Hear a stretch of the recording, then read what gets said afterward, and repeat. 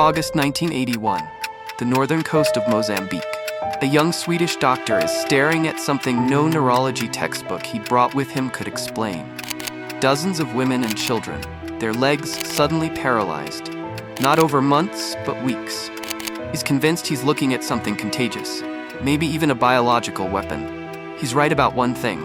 The danger is real, and it's spreading to more villages every day. He's wrong about where it's coming from. Because what's actually paralyzing these people isn't a weapon at all. It grows in a field. It gets harvested every day, and it feeds hundreds of millions of people around the world. Cassava. It's a staple food for more than 500 million people across Africa, Asia, and South America.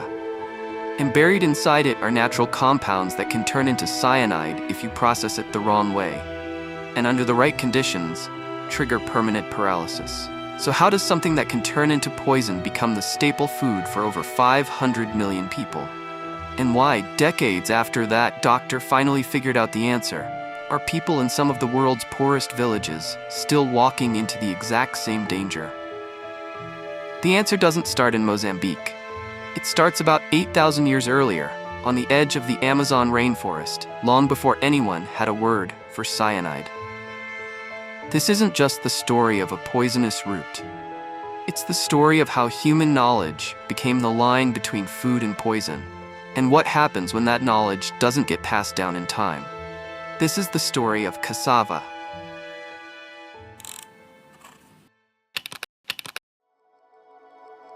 To find where cassava came from, we have to go to what's now Mato Grosso and Rondônia, two Brazilian states on the southwestern edge of the Amazon basin. This is where, according to phylogeographic research by Kenneth Olson and Barbara Schall, published in the journal PNAS in 1999, modern cassava was most likely first domesticated. The study pinpointed this exact region through genetic analysis. Its wild ancestor is Manihot esculenta subflabellifolia, a wild plant that still grows there today. Later research puts the start of domestication somewhere between 8 and 10,000 years ago. But finding archaeological proof of that has been a real problem. Cassava grows in humid tropical lowlands, about the worst possible environment for preserving organic remains. Its water-rich roots rot fast. Unlike wheat or rice grains, which can survive thousands of years in dry soil, cassava barely leaves a physical trace behind. The earliest evidence we have so far comes from the San Andres site on the Gulf Coast lowlands of Mexico. Microbotanical remains like pollen and cassava starch dated to around 6,600 years ago.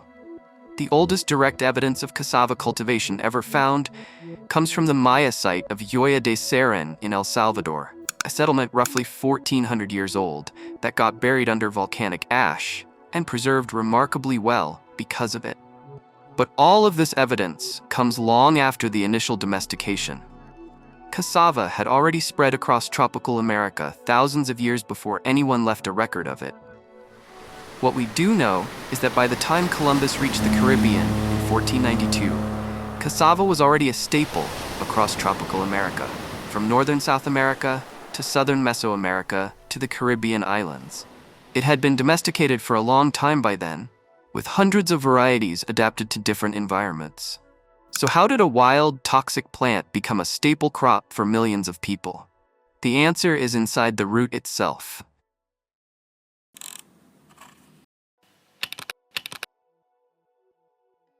To understand why cassava can survive and thrive in places most food crops can't, you have to understand the biology underneath it, and that starts with its darkest secret, poison. Every cassava plant contains cyanogenic compounds, mainly linamarin. When cassava tissue gets cut, grated, or chewed, an enzyme called linamarase breaks that compound down, and the end product is hydrogen cyanide. There are two broad categories of cassava, sweet and bitter.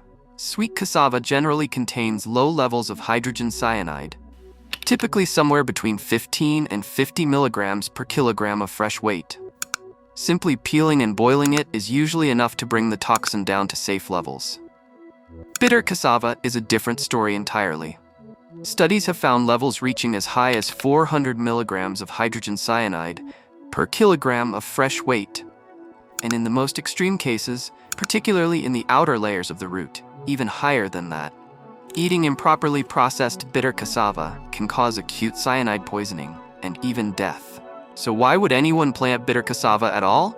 Because bitter cassava is tougher, much tougher. Its high cyanide content makes it far less appealing to most generalist herbivores. It also tends to be more tolerant of poor soil, drought, and harsh conditions overall. Its roots can stay in the ground for months and get harvested only when they're actually needed, functioning almost like a hidden natural storehouse. For farmers whose lives depend on what can survive the worst conditions, bitter cassava is the logical choice, as long as they know how to process it. And knowing how to process it is knowledge built up over thousands of years. In much of West Africa, especially Nigeria, the traditional detoxification process for bitter cassava takes about 3 days. The roots are peeled and grated, then soaked in water for 48 to 72 hours.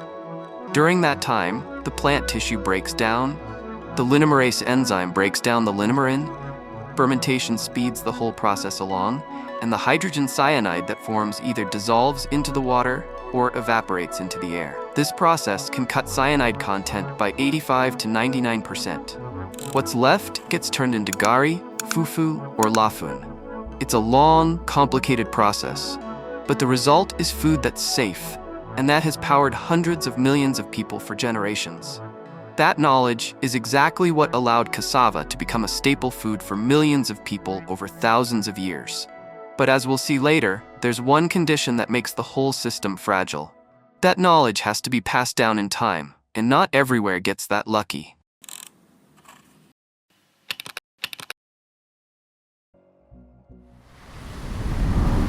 (1492). A Spanish expedition led by Christopher Columbus arrives in the Caribbean, and they find something they've never encountered before. Cassava, or more specifically, cassava bread, called casabi. In the Taino language, the origin of the word cassava was a staple food for the local population. But records left by Spanish explorers show they still craved wheat bread, olive oil, and wine from home. Compared to the food they already knew, cassava bread was never their first choice. But there was a problem they couldn't ignore. The trip back to Europe meant months at sea, and they needed provisions that were cheap, durable, and wouldn't spoil. At the time, almost nothing could match the shelf life of dried cassava bread. As demand for ship provisions grew, cassava bread production across the Caribbean grew right along with it. Cassave became one of the core provisions Spanish ships carried on long voyages.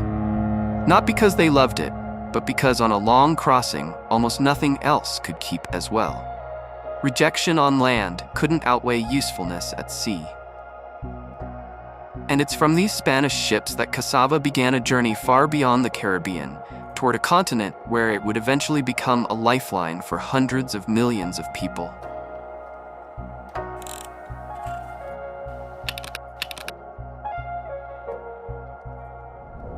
In the 16th century, cassava traveled from Brazil to Africa along Portuguese shipping routes, and the earliest written record of its presence in the Kingdom of Kongo dates back to around 1558. It got there that fast, not because of some dedicated expedition built to carry it. Portugal already had well-established Atlantic shipping lanes by the start of that century. Their ships moved constantly between the coast of Brazil and the coast of Africa for other colonial trade. Cassava simply rode along on routes that already existed. That's why its arrival on the coast happened relatively fast, though, as we'll see in a moment, pushing into the interior was a completely different story. And in Africa, something nobody expected happened. Over the next few centuries, cassava went from a foreign plant to one of the cornerstones of African food security. The reason is simple. It did what a lot of other food crops couldn't. It grew in nutrient-poor soil. It handled drought better than most other staple crops. Its cyanide content made most generalist herbivores, pests and wild animals that'll eat almost anything, think twice before touching the leaves. And its roots could sit in the ground for months, harvested whenever they were needed. Unlike corn or millet, which generally have to be harvested within a narrower window after ripening to avoid losing the crop. But that resilience has its limits, and that's a story we'll come back to at the end of this video. When cassava runs into an enemy, its own cyanide can't stop.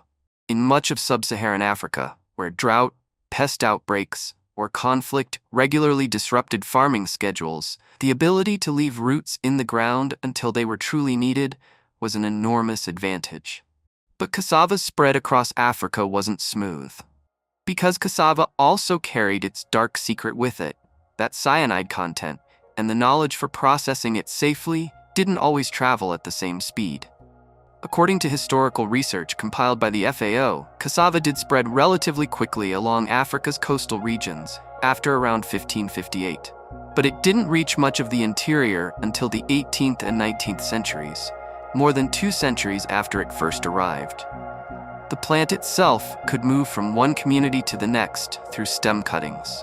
But the knowledge to identify varieties, remove the toxin, and safely process bitter cassava had to be learned and passed down first. Knowledge has always traveled slower than the crop itself. Today, Africa accounts for over 50% of global cassava production.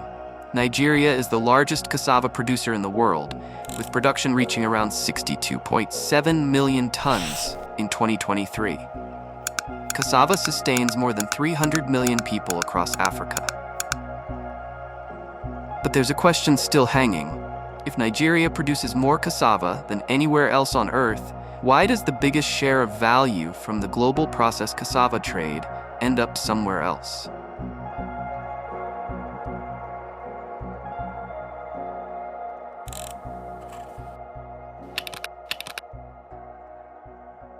Around the same time cassava was arriving in Africa, it was also being introduced to Asia through Portuguese and Spanish colonial networks, reaching Goa in India, Malacca, now part of Malaysia, Timor, and the Philippines. In Asia, cassava found a different role than it did in Africa. In India, it became an important staple in Kerala, then spread to other tropical regions of southern India. In Indonesia, Timor-Leste, and Papua New Guinea, cassava became a critical calorie source in remote areas that modern food systems struggle to reach. But in Thailand, Vietnam, and Cambodia, cassava took a completely different path. In these countries, cassava wasn't mainly eaten directly. It was processed into starch, tapioca starch, used as raw material for the food industry, adhesives, textiles, and animal feed. Thailand eventually grew into the world's largest exporter of cassava products, even though its actual cassava production remains far below Nigeria's. Its added value never came from harvest volume, it came from processing. The story starts with a difference in trade tariffs. In the late 1960s, the European Economic Community, the EEC, put policies in place to protect grain farmers growing crops like corn and wheat. Cassava products fell into a different trade category, so they weren't covered by the same protections. As a result, dried cassava from Southeast Asia became one of the most competitive animal feed ingredients that could enter the European market. Thailand, with soil and climate suited to cassava plus ports connected to international shipping lanes, capitalized on that opportunity faster than most other producing countries. Its industry grew from there. More processing plants, more efficiency, more organization. When international trade rules shifted in the mid-1990s through the results of the Uruguay round, the quota and tariff system changed with them. But by then, Thailand's cassava industry was mature enough to pivot to other markets, mainly exporting tapioca starch for the food and textile industries, and later to China, which is now the top destination for Thai cassava exports. The answer is clear now. Nigeria grows cassava mainly to feed its own people. Thailand built an industry around it. That difference came down to opportunity within the global trading system, not any difference in the crop itself. Same plant, 2 completely different economic strategies, and 2 wildly uneven outcomes. But there's one side of cassava we haven't talked about yet, a side that doesn't show up in any production or export data. A side that only reveals itself when the poison we discussed at the start of this video collides with poverty, drought, and desperation.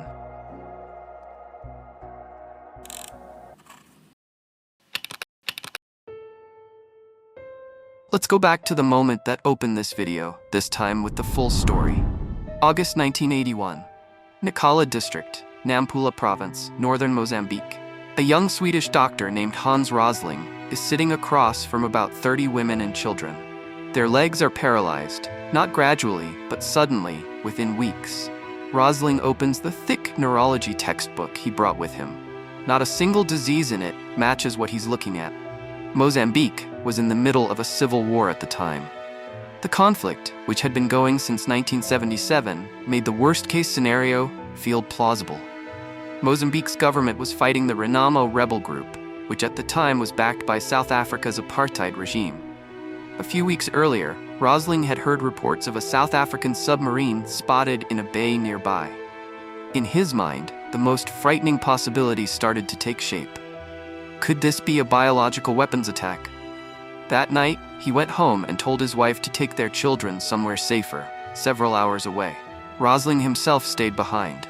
He barely slept for the next 48 hours, trying to figure out what disease he was actually dealing with. Years later, Rosling would say that fear, when you're facing a suspected contagious disease, can take over almost your entire way of thinking. At the time, his mind was locked onto one possibility: an outbreak. The investigation he led with the local health team eventually turned up an answer completely different from what he'd feared, and one far more closely tied to everything we've covered in this video so far. The disease was known as Konzo, from the Yaka word for tied legs. Local communities had actually known about the condition for a long time. What hadn't been understood yet was its biological cause. The answer wasn't a bioweapon. It came from something the patients ate almost every day: bitter cassava. That year, drought had wiped out many food crops. In village after village, one of the few crops still standing was bitter cassava, growing in soil too poor for almost anything else, the same crop we covered back in Chapter 2 as an emergency lifeline. But that lifeline came with a condition: the 48 to 72-hour soaking process that normally removes most of the cyanide-producing compounds. With hunger closing in and no time to spare, many families in Nampula province shortened their cassava processing so that they could eat sooner. The real problem wasn't cassava itself. It was chronic cyanide exposure from bitter cassava that hadn't been fully processed. Made worse by protein deficiency, which made it harder for the body to convert cyanide into thiocyanate, a much safer compound the body can flush out through urine. The human body can actually handle small amounts of cyanide through that exact process, but it requires sulfur, which comes from amino acids in dietary protein. And that's the second factor, just as important as time. Many of the communities most dependent on bitter cassava had also been living for years on protein-poor diets. Rushed processing combined with a weakened ability to clear the toxin made exposure far more dangerous. At a certain point, the damage to the nervous system becomes permanent, causing paralysis that can't be reversed, especially in women of childbearing age and in children. Rosling would go on to spend years studying Konzo across several African countries. That research became the foundation of his PhD dissertation at Uppsala University, and it laid the groundwork for his career in global health, long before the world would come to know him through the data presentations that changed how so many people think about development. Local issue and do prevention at each place in the way it can be done there. So to just end up, there are things of suffering in the 1 billion poorest, which we don't know of. Those who live beyond the cell phone, those who are yet to see a computer, those who have no electricity at home. This is the disease Konzo. I spent 20 years elucidating in Africa. It's caused by fast processing of toxic cassava root in famine situation. It's similar to the Pelagia epidemic in Mississippi in the 30s. It's similar to other nutritional diseases. It will never affect a rich person. We have seen it here in Mozambique. This is the epidemic in Mozambique. This is an epidemic in northern Tanzania. You've never heard about the disease, but it's much more than Ebola that has been affected by this disease. It's called crippling throughout the world. And over the last 2 years, 2,000 people has been crippled in the southern tip of Bandunda region that used to be the illegal diamond trade from the UNITA-dominated area in Angola that has now disappeared, and they are now in great economical problem. And 1 week ago, for the first time, there were 4 lines on the internet. Outbreaks of Konzo have since been documented in the Democratic Republic of Congo, Mozambique, Angola, Tanzania, and several other African countries. The pattern is almost always the same. Conflict or drought forces communities to eat under-processed bitter cassava, layered on top of protein deficiency that was already there before the crisis even started. Ironically, Konzo doesn't come from ignorance. It tends to show up when communities already know exactly how to process cassava safely, but hunger, water shortages, or time pressure force them to cut the process short. Two things get stripped away at once: the time to process it properly and enough protein for the body to safely clear out what's left of the cyanide. Cassava saves people from starvation. But when time and nutrition get taken away by the very same emergency, it can turn into a cause of permanent disability. It's the same pattern we saw with pellagra and corn. The technology exists, the knowledge exists, but both require two things that are most often stripped away from the poorest people on Earth: time and adequate nutrition.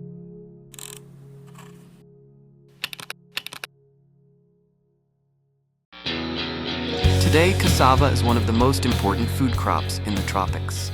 More than 500 million people rely on it as one of their primary food sources. And in a world facing climate change, cassava is drawing serious attention from the scientific community as a crop of the future. The reasons are familiar by now. Cassava can grow in a wide range of harsh conditions, including low fertility soil that limits productivity for most other food crops. It tolerates drought. It can be harvested whenever it's needed.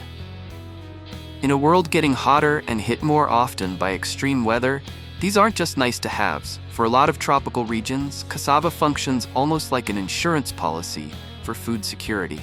But remember the limits to that resilience we touched on back in Chapter 4. Cyanide protects cassava from certain biological threats, mainly by making the plant unappealing to many herbivores. But that protection doesn't make cassava immune to everything. Cassava mosaic disease, a viral disease spread mainly by whiteflies, is one of the biggest threats to cassava production in Africa. The cyanide that helps protect cassava from many herbivores offers no protection at all against a virus or the insect that carries it. During the worst outbreaks in Uganda and Kenya throughout the 1990s, crop losses reached 80 to 100% in the hardest hit areas, according to 2015 FAO data.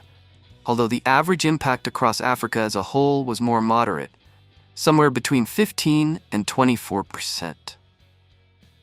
Scientists at the International Institute of Tropical Agriculture and the International Center for Tropical Agriculture have developed new cassava varieties that are more disease-resistant and more productive.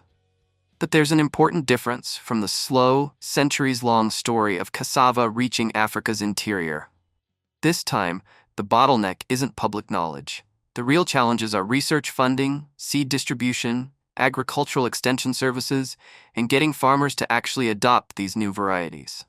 There's also a deeper issue at play. Cassava research still lags far behind research on corn, wheat, or rice.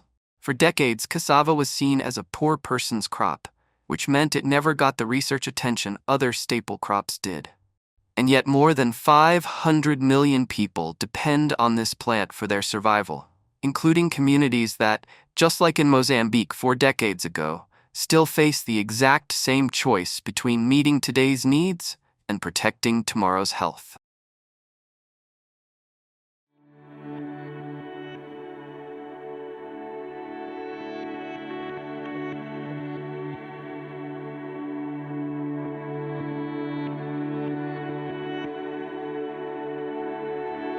Let's go back to the poison we talked about at the start of this video. It's still there, in every cassava root growing today, just as it was when humans first started domesticating this plant roughly 8,000 years ago.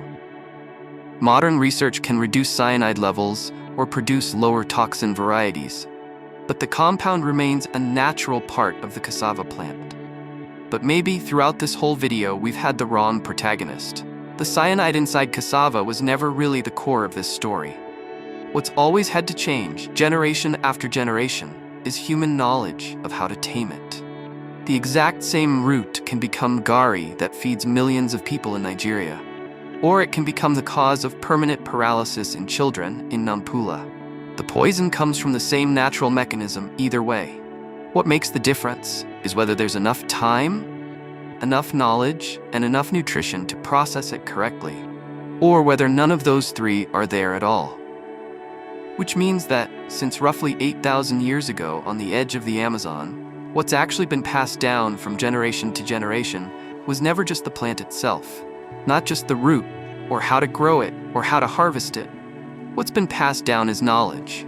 How to soak it, how to ferment it, how to know when something has finally become safe enough to eat. A sequence that can't be rushed, even when hunger makes every hour feel like a luxury. In December 2024, UNESCO recognized the traditional knowledge and practices behind making and eating cassava bread, including cassave across several Caribbean and South American countries, as intangible cultural heritage of humanity. What got recognized wasn't just the bread. It was the knowledge behind it, how to grate it, how to press the poison out of the root, and how to turn something potentially dangerous into safe food, passed down from generation to generation for centuries. Maybe that's the most valuable inheritance in cassava's entire history. Not the root itself, but the knowledge that makes the root safe to eat. Cassava isn't a story about some magic plant that naturally saves humanity. It's proof that people can turn something dangerous into a source of life. As long as the knowledge gets passed down in time, there's enough time to apply it, and there's enough nutrition to make it work.